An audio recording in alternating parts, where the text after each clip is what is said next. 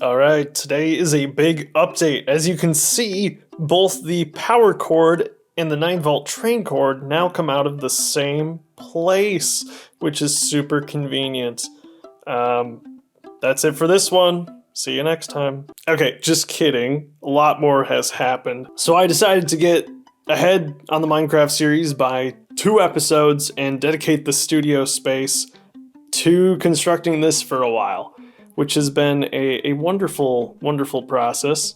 Good to be building again without looming scary deadlines. Lots of rock work was completed. Before we get to that though, I did take a few suggestions from last time. People had the idea of just simply adding extra cars to our boat train here to keep it from derailing, and that has proven very effective, which is fantastic.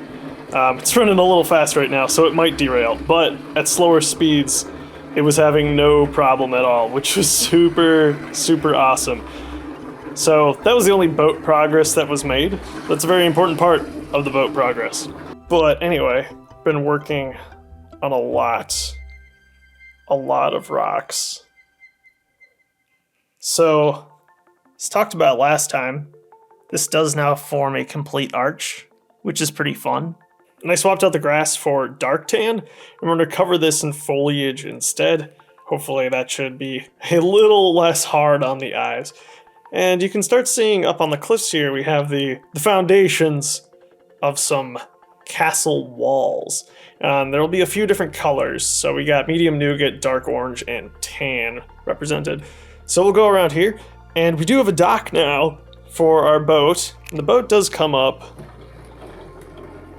right about to it. So when the motor's not running, I'll probably throw a ladder in between these and make it part of the scene.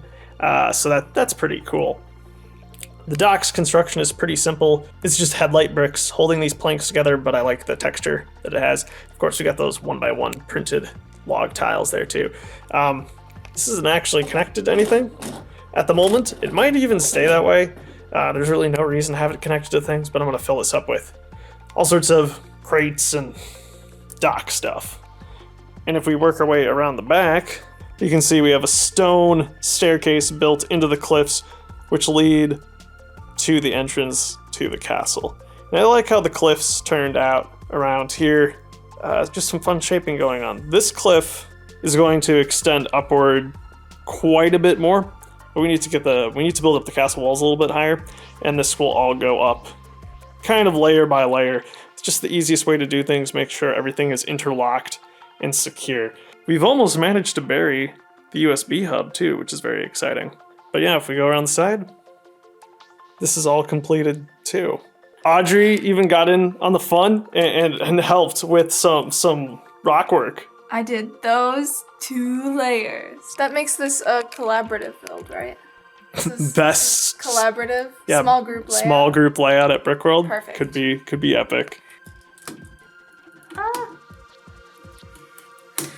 It's all coming off in one piece because she's so good at it. Ta-da! This is kind of like what the whole thing looks like, layer by layer. It's a giant mess. So I'm really, really proud of Audrey for taking on that challenge and doing something like that for 2 layers. But thankfully, most of the terrain now is done, and it's going to be a lot easier doing castle. And to contrast with the crazy organic shaping of the terrain, the castle is largely going to be rectangular, squared off. And I think that's going to be a nice contrast, and it's going to be an easier build for sure, but it'll allow us to get lots of texture and details in the walls. But that's probably the next step, building up some of these castle walls and figuring out what exactly that's going to look like. How can we make these towers, these walls, interesting? Every video, this outer wall raises a little bit, and at least for some of it, I ran out of pieces, but for some of it, it has reached its highest extent. So that's kind of exciting, but I am short probably 60 of those textured 1x4s. And this is the wrong side because the lighting is not great. But there's some fun texture in there because of it. Another Bricklink order. Interestingly enough, these textured 1x4 bricks are generally far, far cheaper than the regular 1x4 bricks. And that's kind of why I ended up using them, because the store I went to make my original big order for this had the textured 1x4 with the slot in it for like 3 cents a piece, and the 1x4s were like 12. So I ended up just buying the slotted ones, and I really like how it especially complements the big gaps that I already have because of the train tracks. This was very exciting. This is very exciting. More building to come. Hopefully you found this somewhat interesting. Hopefully that'll go on without too much of a problem. Cut. Have a great life, y'all. See ya next time.